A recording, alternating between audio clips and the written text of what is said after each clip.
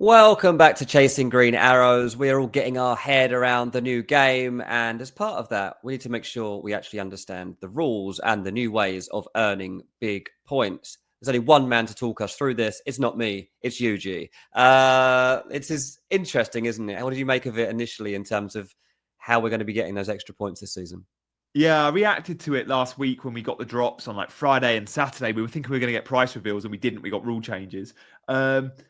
And now it's Wednesday. I just feel like we've digested it a little bit more. And I feel like we've probably spent the last 48 hours drafting our teams. And now we just need a bit of a check back to go, are we drafting in the right way? Are we drafting knowing the big changes? And the biggest changes that will influence our game week 1 draft center around the additional points. And we'll get to all the other rule changes in a minute, but we should probably kick off with the defensive contribution because we need to change our mindset. Mm-hmm. Defensive midfielders are now quite good. Centre-backs from okay teams are now better than they were. And maybe centre-backs are better than full-backs.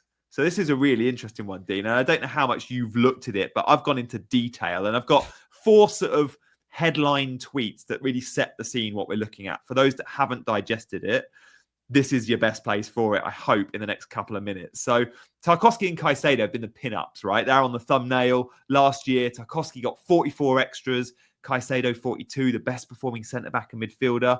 But it's worth noting, over the last 4 seasons, the top scoring defensive contributors have been 2021-22 Declan Rice and 22-23 Declan Rice with 62 extras and 54 extras. This was when he was at West Ham. And when he was at West Ham, he was often playing as the defensive mid, not necessarily the box-to-box we've seen under Arteta of late. And that's why Caicedo's picking him up. Baleba at Brighton will pick him up. Casemiro, if he starts, is amazing. And what we're looking for, it's with midfielders, the difference midfielders can earn points over defenders it's the recoveries.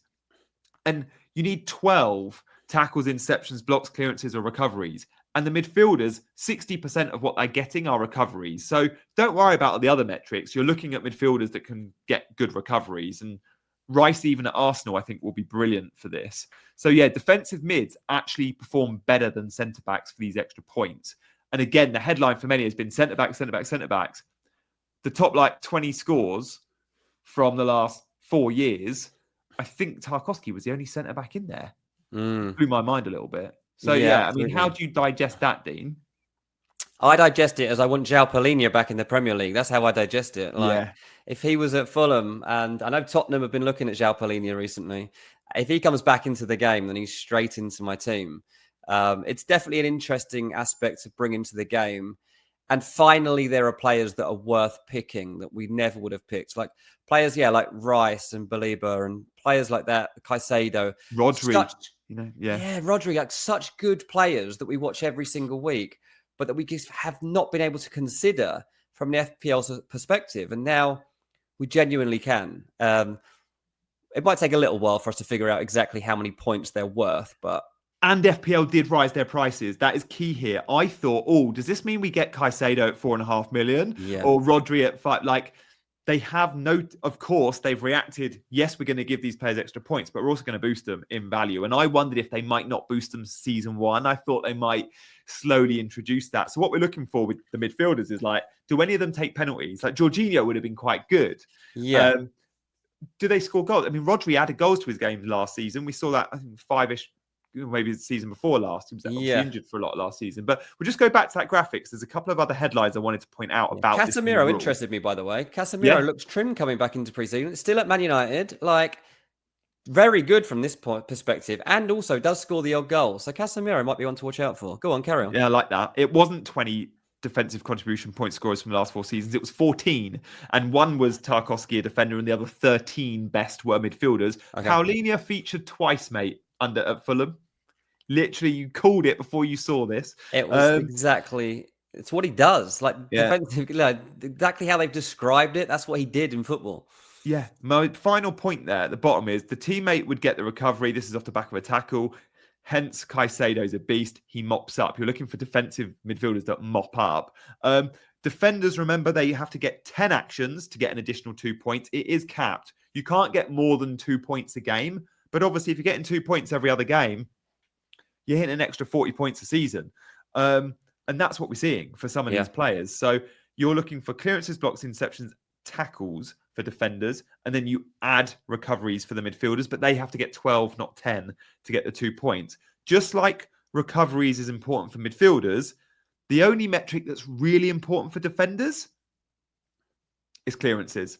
Like they will get when they get the 10 points, it might be 1 block, 2 interceptions, 2 tackles, and the rest of it will be like 5 or 6 clearances. Like clearances make up the bulk of this, just like recoveries do. So when you're searching on the Fantasy Football Scout members area in these metrics, the only one you really need to care about is clearances. Now, who gets clearances? Centre-backs, more than full-backs, and centre-backs from clubs that don't have huge amounts of possession. The best scorers last year were teams like Everton and Nottingham Forest. They don't have the ball a lot, and they sit deep. Now, you also had centre-backs from newly promoted teams like Bednarek at Southampton. Sure. I don't really ever want Bednarek because he's never going to keep a clean sheet. So we're looking for teams like Everton and Forest, and they're still the best 2 examples, that get clean sheets but have centre-backs that are up against it. Annoyingly, FPL have clocked onto this, and they've made the Everton and Nottingham Forest centre-backs $5.5 million. They're not cheap anymore. But you can maybe sniff out a gem like a Jake O'Brien, who, if Tarkowski's not fit game week 1, not ready for game week 1, he's been injured, you could see O'Brien play centre-back a bit. And even when he's not, he's right back but quite narrow and still a threat in the opposition box. So, yeah, interesting one. I love the additional change. It can't be confused with the bonus points. That's still very different. We'll get to that in a minute. But I think this is a good change for the game. Now all players are on our radar. Yeah, absolutely. Look, before we do go on to bonus points, I want to talk about the positional changes that are going to start to come into the game now. And they obviously studied where people have actually ended up playing rather than when they thought they were going to play. And they've had to address a few issues. Anything here that really stands out to you? They're all bang on. The only contentious one for me is Bowen. We'll get to him. But when I look at, say, Lewis Skelly and O'Reilly, they're both central midfielders. But where are they going to play for their respective teams next season? They ain't going to play in midfield, right? They've got to work their way in. Just like Saka was left back first season he was in the team at Arsenal. So O'Reilly and Skelly are rightly defenders. Nunes is a midfielder at any other club he goes to, but under Pep, he's going to be a right back. Yep. And Dyer's rightly been moved to a midfielder. That's exciting. Gakpo and Marmoush are both good picks as well. Cunha's not going to be number 9. If you're not number 9, you shouldn't be an FPL forward. Now, a couple of years ago, Palace winger Wilfried Zaha was moved from midfielder to forward, just like Jarrod Bowen. And the year after, they moved him back to midfielder. And Zaha, like Bowen, was playing 50% of his games down the middle because they had injuries and stuff. I wonder if West Ham sign a 9 or if Fulcrum gets game time, whatever. I think Bowen's been a little hard done by. I probably wouldn't have moved him, but all the others are bang on. Yeah, is Bowen a worse pick now then than he was last season in your eyes? He doesn't get the clean sheet point, 1 fewer points for a goal. Does slightly better in the bonus as a forward if he scores. Yeah. But he's slightly worse off, Yeah, absolutely. Right, let's move on then to those bonus points that you had mentioned before. Obviously, we do try to keep people informed on how important these can be, and you are pretty good at scoping it out. We've done bonus point shows on Chasing Green Arrows before. It was 32 metrics to build the bonus point system.